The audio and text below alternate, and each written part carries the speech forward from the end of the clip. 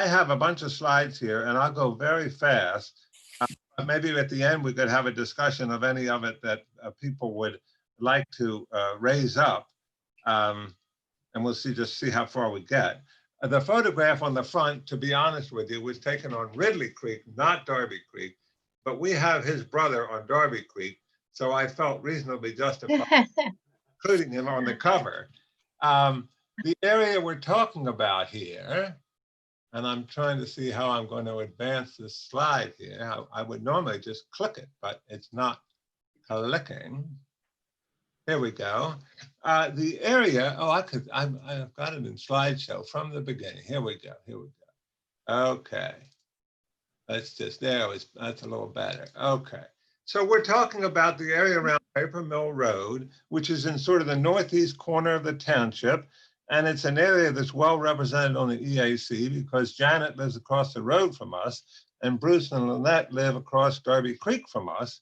So we've got 3 people from our sort of section of the township on the EAC. And this is a little bit of history here. I won't pause too long, but there is a lot of history associated with this area. And it's fun to think about it from time to time. Our property is 4 acres with the hypotenuse of a right triangle being the Darby Creek. And when we moved here, we knew that, well, we loved the creek, but that we were vulnerable to the creek overflowing banks. And we'll talk a little bit about what has in fact happened. But we were really most attracted to the trees as much as the house. And we have a lot of large trees still, but we have lost a number of large trees. In addition to those that I mentioned here, we've lost 2 large sycamores, one to erosion, it went into the creek, and another to something called, I guess it's called anthracnose, which is a fungus, which is attracted to sycamores and others, and it killed a very large sycamore in the corner of our property. It was dying when we moved here, but we presided over its demise. Here's one of the 3 big ones in the middle of our yard, and it's taken from uphill.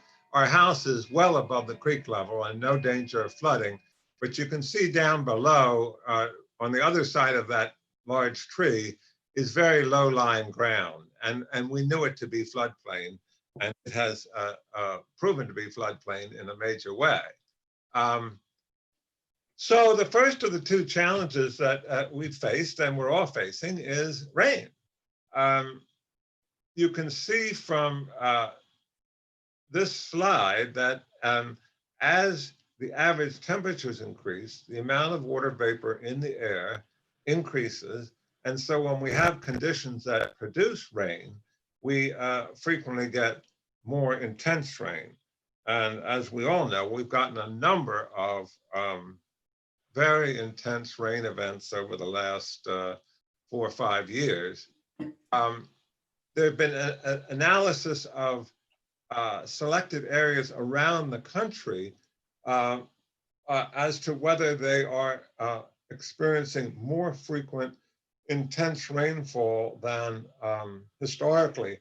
And the analysis bears out the fact that events of 1 inch or more, 2 inch or more, and 3 inches or more are increasing over time. I won't spend a lot of time on these charts, but I think we all know the effect of it. And in our area, of course, we had that monster in 2018 with 20 inches in excess of normal rainfall. Last year, we were about 6 or 7 over, and we're running ahead this year. And we know that much of the increase doesn't come in little 1/8 inch on a Wednesday morning. It comes in often in times of more serious rainfall over time.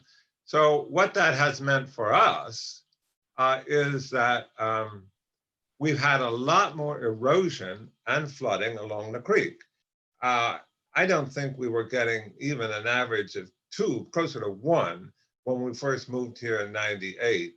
We're now getting 3 or 4 floods a year on our property. And one of the side effects of the floods is that the bank is being eaten away all along the frontage of our property. In some cases, we've lost, I think, close to 10 feet of stream bank. We've lost several stream-side trees. Some of them just fall across the stream and get caught in another tree on the other side, but ultimately they'll come down, and some of them have. And we also have experienced a rising water table on the wet part of our property that's semi-wooded. We're at the bottom of the hill from Aronimink, but the water is in the water table, and so we have a boggier ground than we used to.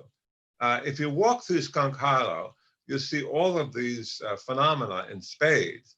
The amount of erosion of Darby Creek in Skunk Hollow is really not to be believed, and the number of trees that have fallen into the Darby Creek in Skunk Hollow is, there are a large number of them. Now, some of that, of course, is increased development upstream, which in spite of stormwater retention planning, has produced, I think, more highly focused storm events in the stream. But some of it, I think, is more frequent heavy storm. Of course, all the pain we experience in these storms is nothing compared to the people down in Darby and Eastwick. Right now, the Darby Creek Valley Association, which is a good organization, is raising money for people in Eastwick who were badly hurt by the last heavy storm we had in early August. The other thing we've just been talking about is trees.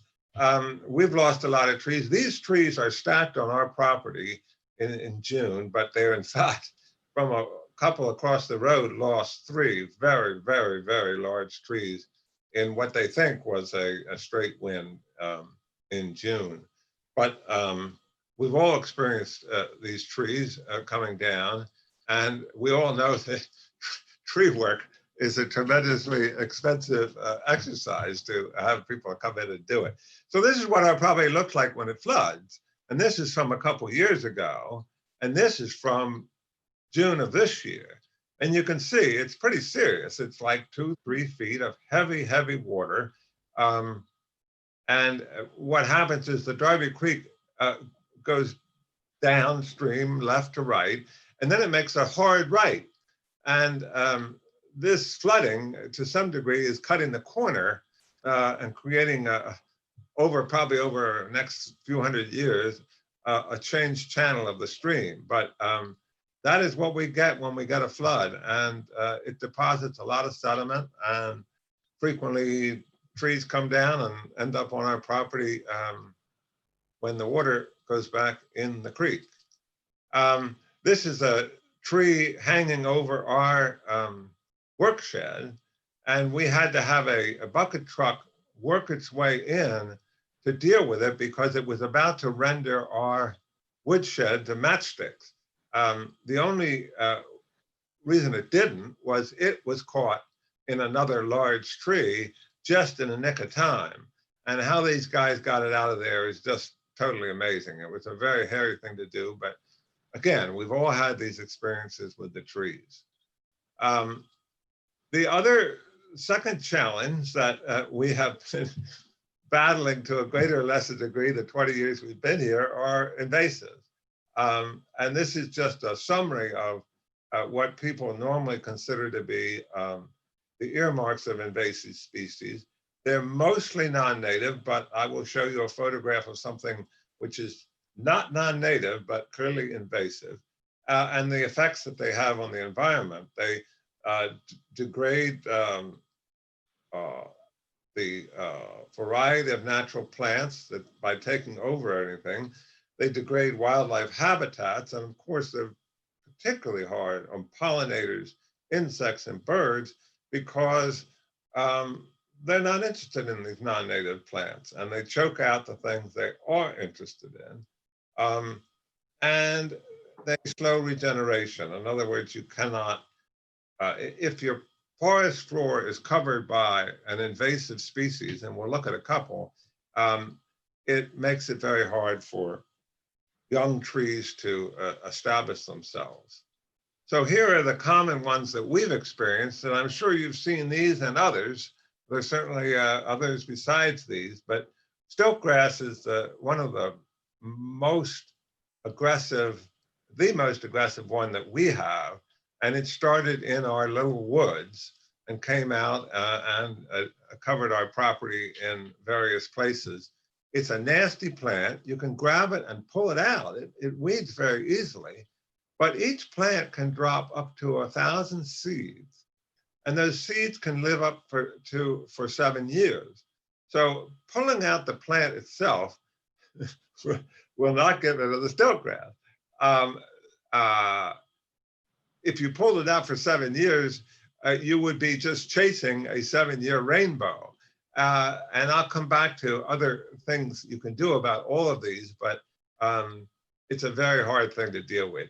Lesser celandine was an ornamental plant in Europe that was brought over here, and it was again in our woods, and it's a lot of it in Stunk Hollow. It now covers our lawn.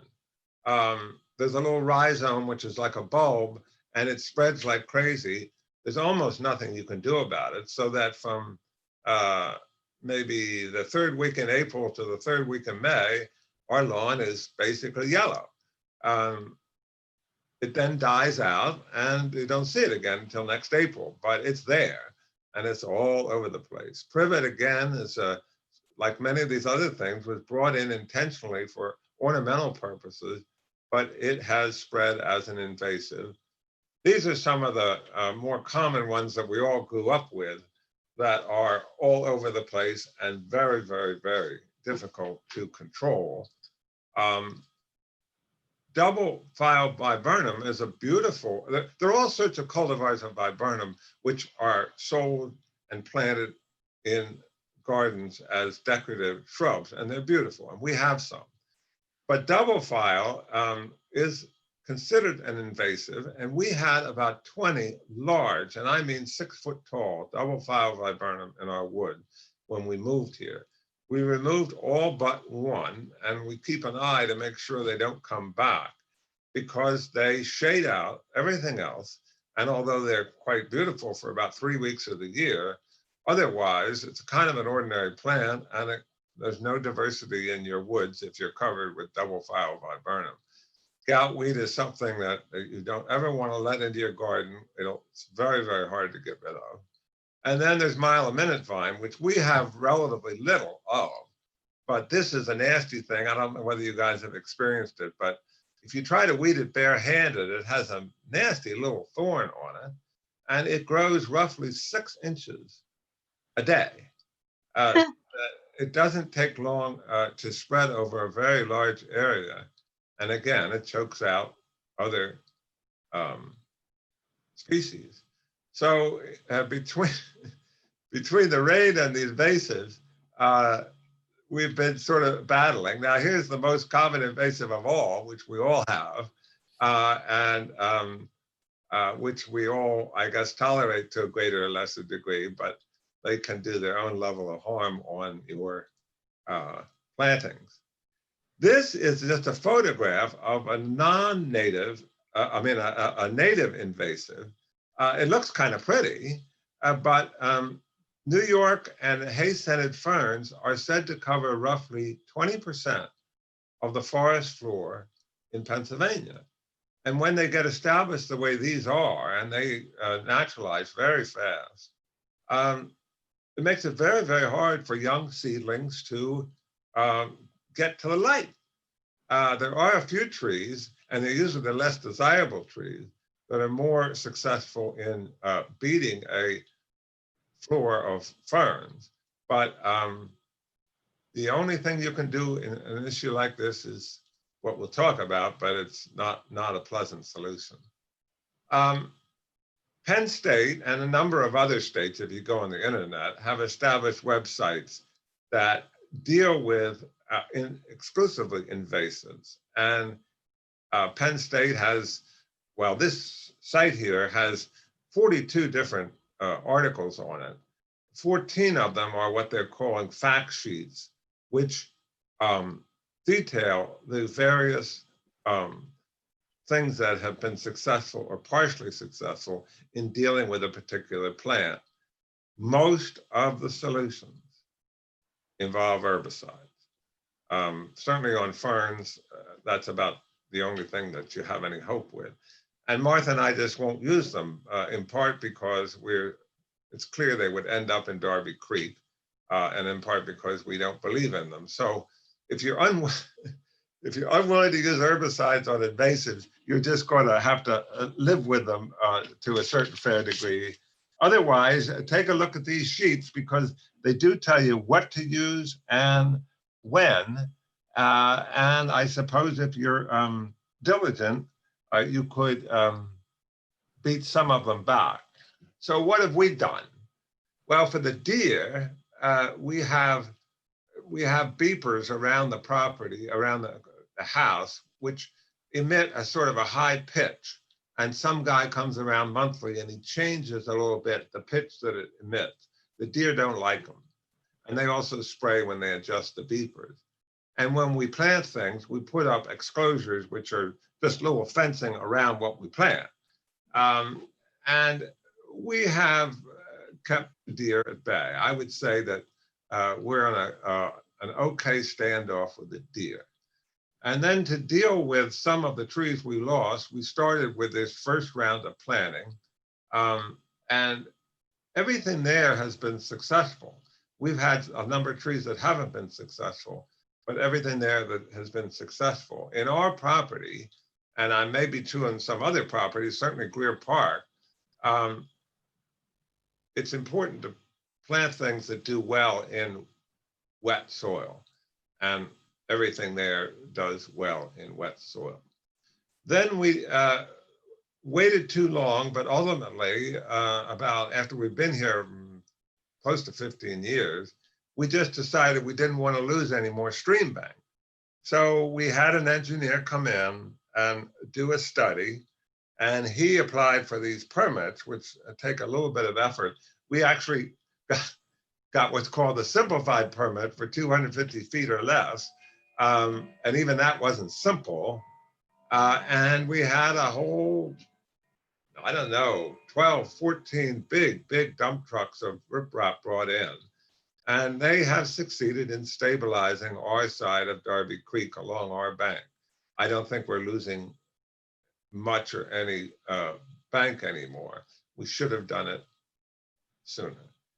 And then there's the question that we haven't done, is that there's a beautiful dam between our property and Bruce's property, which no doubt increases likely both the frequency and severity of the floods that we experience.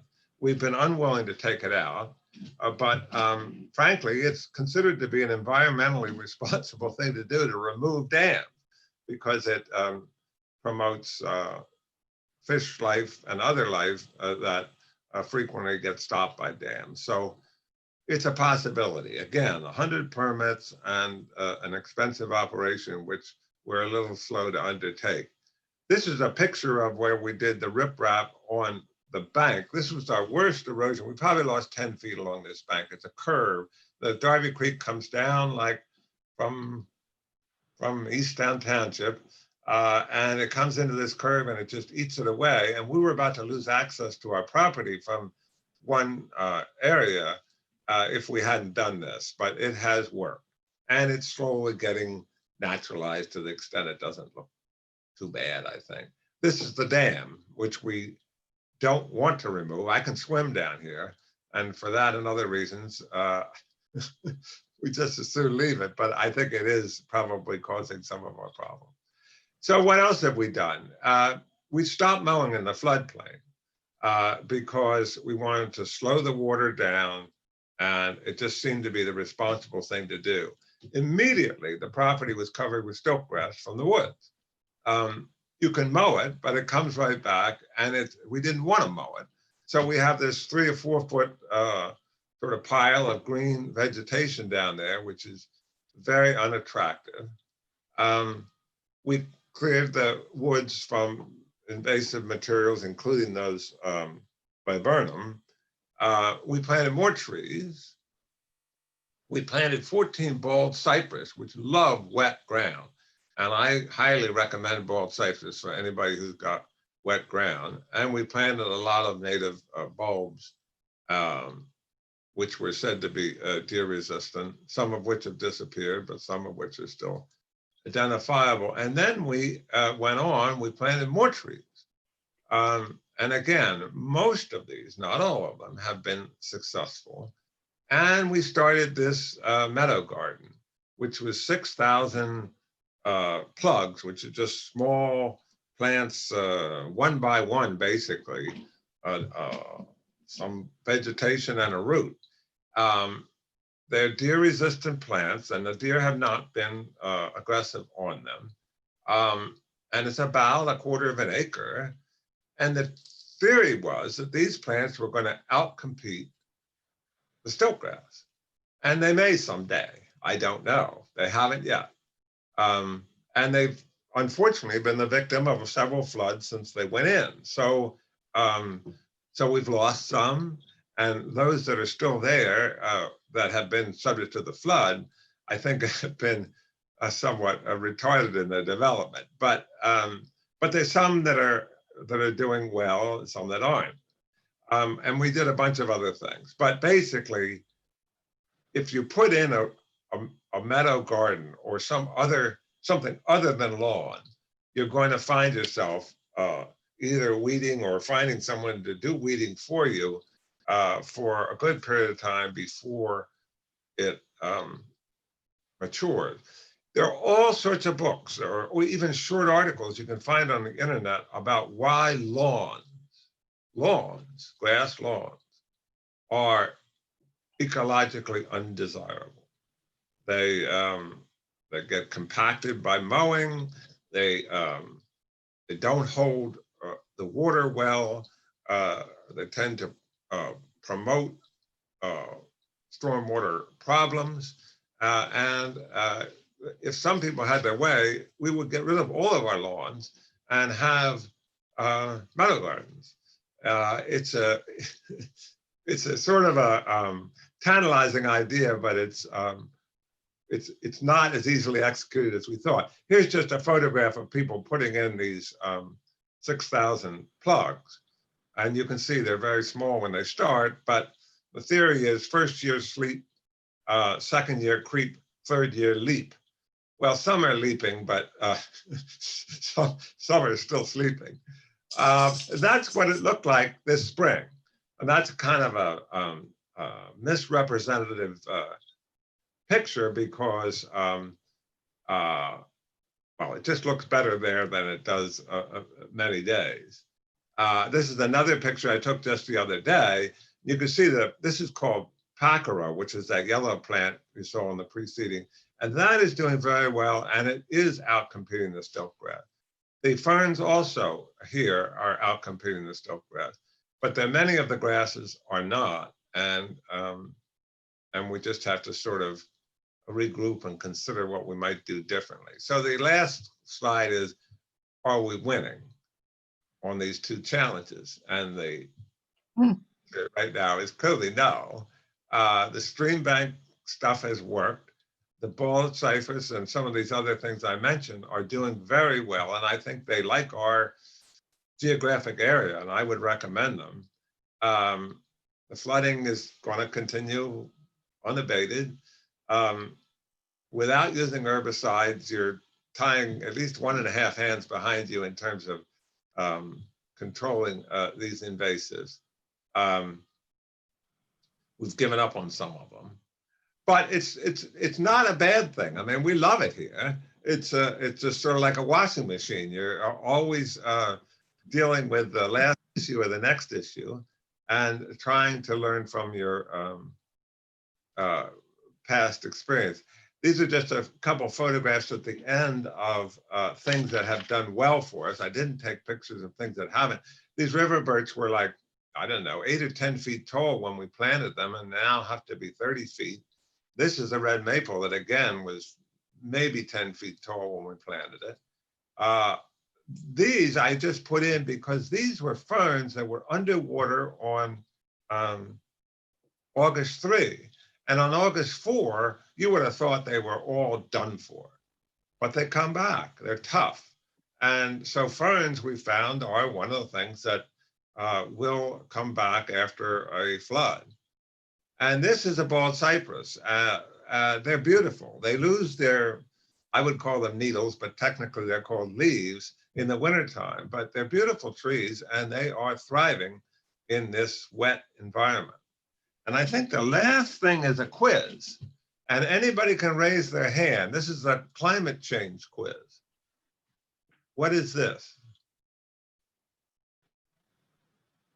Oh, is that a sewer water treatment? We just buried a propane tank. We're the last people, I think, on our street almost, who have resisted putting in a generator. But everybody's been losing power for extended periods. We have also. And so we will have a generator. I didn't want to do it, but the last time we were out 4 days, I guess, in June. And so we will have, this is a 500-gallon liquid propane tank, and we'll have a noisy generator like everybody else. So it's sad that. It's almost like we're in Venezuela. So, that's where we are, and that's all. That's it. So have other people had issues with invasives or flooding or? First of all, Harry, what you're doing is phenomenal because you're taking personal responsibility for your property. And I would love if other people in the residents in the community could hear about that because, you know, you put so much energy, love, and care into your property. I would love for the rest of the residents to be able to share in that because that's really important. Well, it's as I say, it's fun, but that would make a great presentation during the rain garden or the. Well, on its own, I think what you're doing is fabulous and it should be shared with the rest of the community. It's perfectly in line with our MS4 pollution reduction plan and stream bank restoration. And we need everyone who lives on a stream to do this. I think you should present this one time a month, ongoing. Well, if you use it in the community magazine, I think that would be a way that we can reach the community and encourage them to take personal responsibility for their property. So if that could be suggested, Steve, that he be part of, you know, highlighting what Harry just spoke about in a condensed way, put it in community magazine, and then offer tips for what the residents can do for their own properties, especially those along Darby Creek and Crove Creek, making them aware of things, because that's what I think, you know, would be really important. Harry, I have a question. Where did you get your plugs and what type of fern did you plant? Martha could tell you, the one that they were just looking at that was regenerating well is a lady fern. And there are a couple others in there. Martha knows them. We had a guy named Don Pell design that space. And he's the one who procured the plugs and installed the plugs. And he actually, true confession, was the one who started out weeding. But Don's cheapest weeder is $45 an hour. I used to have a BMW, and I could get a line of work on a BMW for $45 an hour. So we have a gang of really, really nice guys. They come up from Kennett Square. They couldn't be nicer. They're mushroom workers on their holiday, and they're $20 an hour, which is by the end of the day, you've clocked a certain sum of money, but you've gotten a lot more weeding for your money. They're nice guys. So, but it's a little bit of a haul. And what is Don's last name? Don Pell, P-E-L-L. He's a very nice guy. He's doing a very big project right now on South Valley Road for some.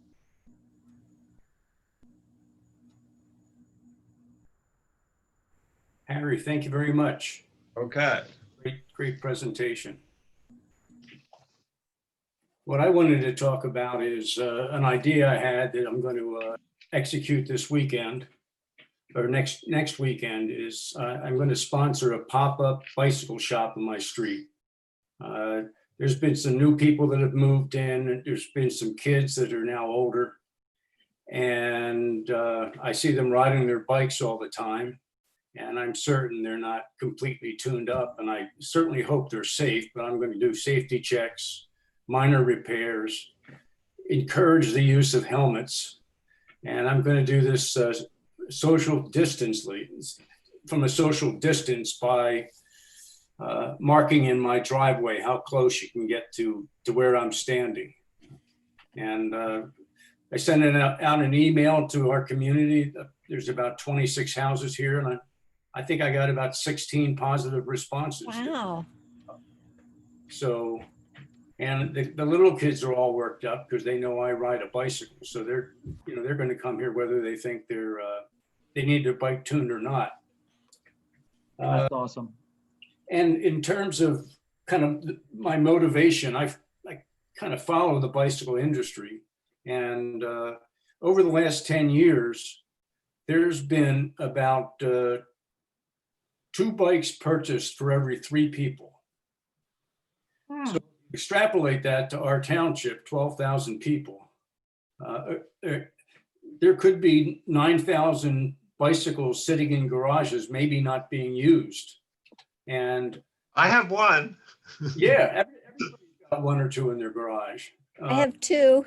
But Yeah. they're being used. One's being used. That's good. Well, if anybody wants to do something like this in their neighborhood, that would be great. I'd be happy to do the mechanic work and kind of share the template I put together to make this happen.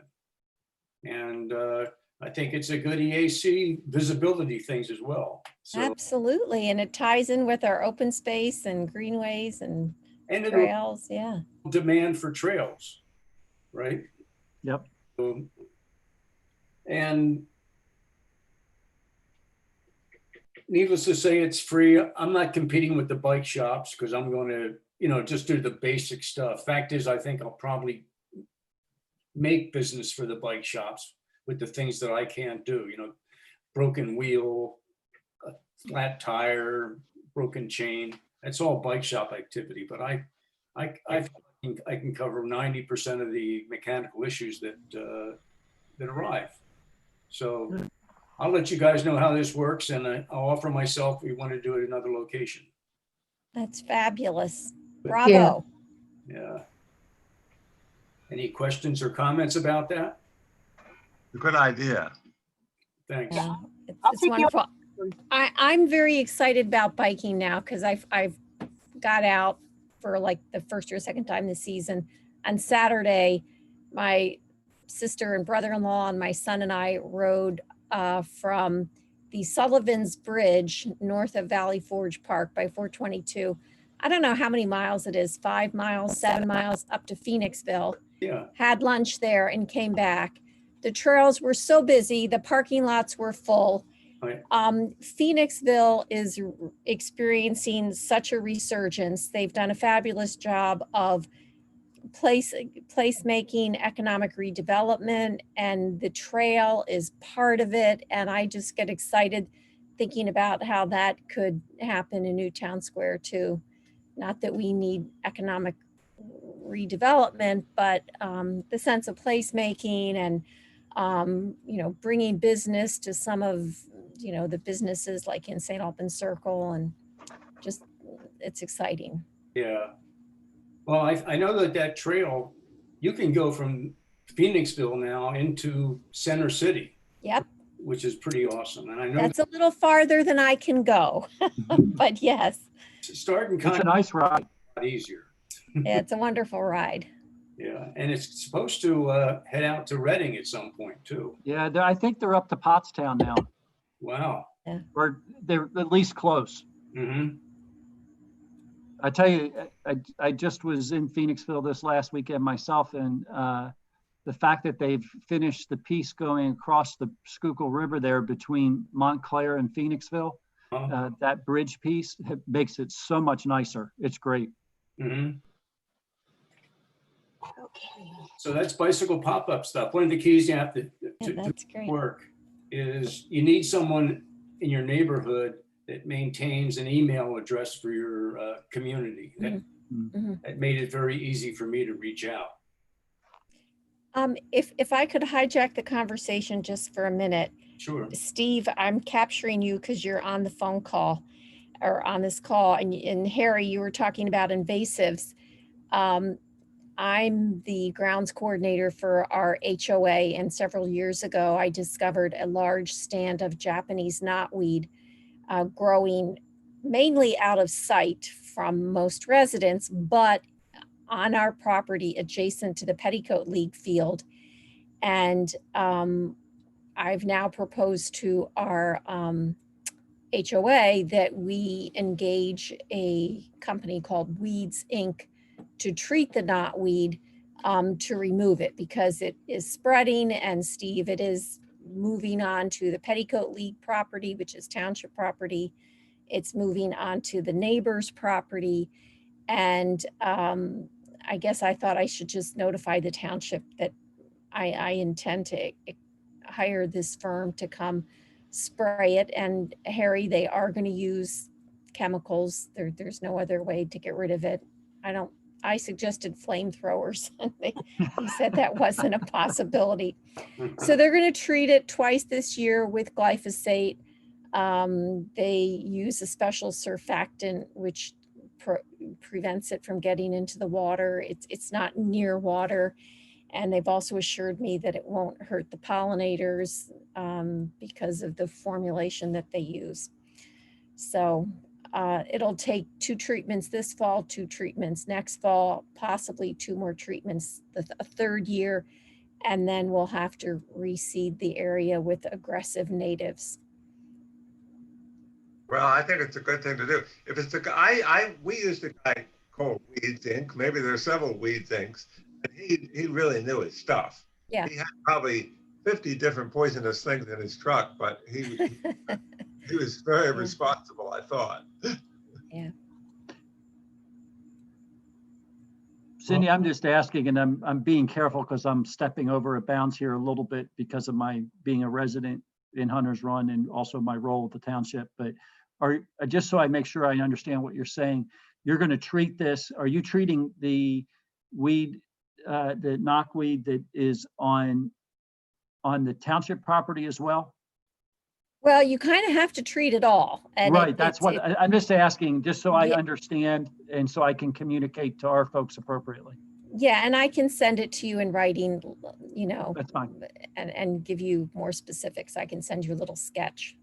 Yep. Well, thank you.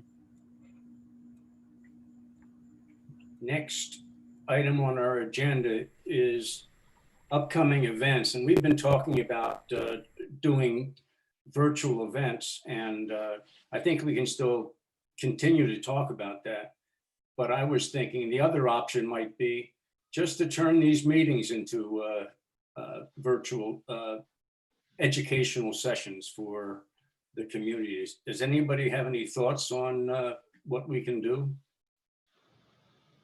Well, I think you did a good Again, job tonight. Can I bring up whether or not you've put on the agenda for October the Ready for 100 presentation by Steve Clark? Yeah, we're on that. That will be on the agenda for October. Okay, very good. And Would a half hour be sufficient? I mean, can we take a half an hour of that? that's about the longest I'd like to see it done. If it could get done in 20, All right, might be better. okay. I'll let him know that. It's a function of how many questions are asked. Really. Yes, right.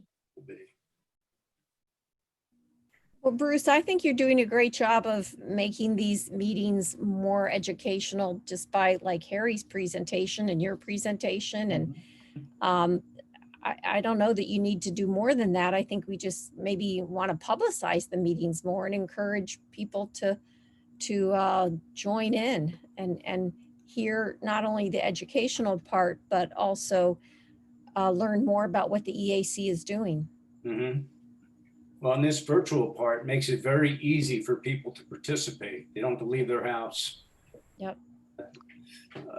You just turn on your PC and you're there. So let's work towards building the agendas and going forward. Yep. And if somebody helps remind me and I make sure I record every meeting, which I try to do, We also send it to YouTube. So I was a little late, but I did catch most of Harry's presentation Good. on YouTube. So that's available. Uh-huh. Good.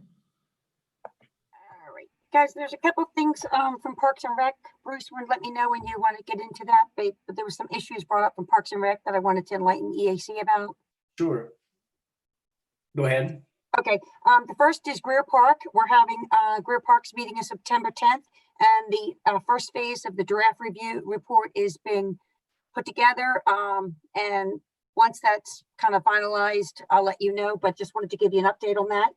Great. Second of all is that there is a possible Brookside Creek cleanup for October 3rd or 4th. That'll be with Parks and Rec, but it will be done with Parks and Rec and with the police families. So Wade is working through getting the details. He did send Cindy an email as well, but I asked him to make sure that DCBA was notified, Susan Miller, because Brookside has both a watershed and a wetlands back there, to make sure that the Darby Creek Association is aware of that. So that is the tentative date, but not yet confirmed. Okay. Another issue was that when I spoke with Cindy with the shade discussion about the trees, that George is ordering the trees for by September 17th. That is through PHS, and he will be picking them up between November 18th to the 20th. So we discussed with EAC the possibility, Cindy, member, of a November 21st planting with the students, and Parks and Rec went back and they thought that because of the situation we're in with COVID, that maybe it would be best if we did an EAC, Parks and Rec, Newtown Square and Bloom, and any other community organization, maybe Shade Tree or whatever, that we do that tree planting on November 21st at the Flanagan Center, but not bring in the students at this time, only because the situation with COVID is too fluid and we're not sure that, the parents would feel comfortable with it. We won't be able to get their commitment till at least mid-October. And we didn't want to, not commit to this process. George is still going to get the trees. So if that's something EAC is okay with, Cindy, your input on that? Yeah, and it can be deferred to the spring if it's not an appropriate time from the virus perspective. Right. But should we say to Parks and Rec that EAC is 100% with that? Yeah, that's fine. Perfect. And the fourth issue is there's 2 trees that are at Greer Park. And a certified arborist has looked at them. There is a bit of a concern because these trees have been heavily damaged both by storms and by fungus. One of them is the arborist has notified them that it would be best to remove them. Both of them are becoming hazards to the community because the top of the trees, George did bring up the pictures, and obviously everything has to be brought to the supervisors. I'm just letting EAC know that they could potentially have to come down. And it's the trees that are near the pond themselves. The community will, and I suggested that they heavily get out in front of this to make sure that people are aware that these aren't decisions that were made lightly. But again, it's going to be up to the supervisors. The arborist recommended for one tree to possibly save it with a 50-50 chance of saving it was $2,000. But this is the willow that's right next to the pond, and that was the one that was struck by lightning. So the inner core of the tree was also damaged. So the top half would have to be removed altogether because that's already dead. So their shot is, do we spend $2,000 on a 50-50 shot for a tree that's halfway dead and that's already got a fungus? In addition, that there was previously an algae bloom in Greer Park. The way it's looking with the water quality now in the silt, that is another issue. So this is going to be discussed. It will be presented to, obviously, to Steve and to the Board of Supervisors, just so that they're aware of it. I just wanted to let EAC know about it because, we would never be for killing trees, but this is extenuating circumstances. There's a safety issue here. And George asked Parks and Rec what their recommendations were. It was unanimous from everyone on the Parks and Rec meeting that they felt that it was in the best interest of the community for these trees to be removed. They just were concerned that the public perception might be interpreted in a different way because nobody wants to remove trees. But these are extenuating circumstances for these 2 trees. So just so everyone's aware about it, I did recommend that they get ahead of it and make the community aware if whatever the Board of Supervisors decides, but Sure. Well, clearly the Shade Tree Commission will also be interfacing with your group for trees within the parks.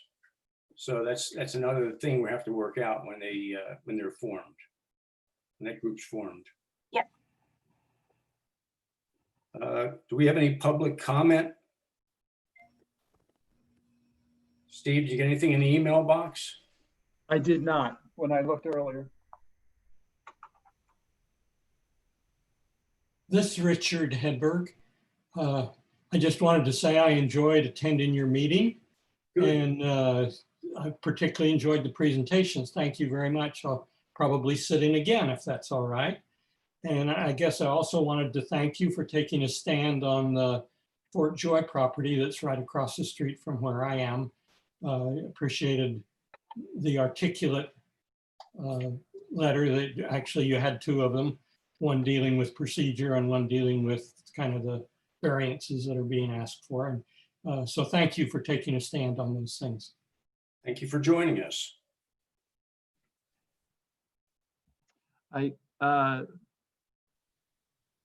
Looking, hold on one second. Yeah, Matt, is it? Hey, this Matt is Matthew? yeah, this is Matt Scobell and Lindsay Laban. Yep. I just wanted to say, Harry, that was a great presentation. Really appreciate it. Also sent you an email and inspirational because we're having some of the same issues and we're doing some of the same things that you're doing. So I just wanted to say thank you and also thanks Cindy. Lindsay and I joined the tree tender program. Great. And so we had the first meeting last week and I think we have 4 more. So, we're appreciating everything that you're sending over and we are diving in. And I think Lindsay also had an interview for the Shade Tree Commission, last week. Yep. So. Fantastic. Mm-hmm. Yeah, exciting stuff for sure. Hopefully it all works out. Well, we know you have the passion. Oh, thank you. Okay, I'm going to make a motion to adjourn the meeting. Second it. All right. All right. We'll be in touch. Good. Thank you. Thanks. Thank Bye-bye. you. Real Dave? quick, as you're signing off, I believe the governor extended the state of emergency through October. So very likely we will still be doing the meeting as we are virtually into October. Okay. I'm not sure I would want to go back. Hey, I got to tell you, we have pretty good attendance doing it this way. So, I bet. All right. Well, thanks a lot, Steve. yeah. Mhm. Bye-bye. Bye-bye. All right. Thanks, everyone. Bye, everybody. all right, everyone.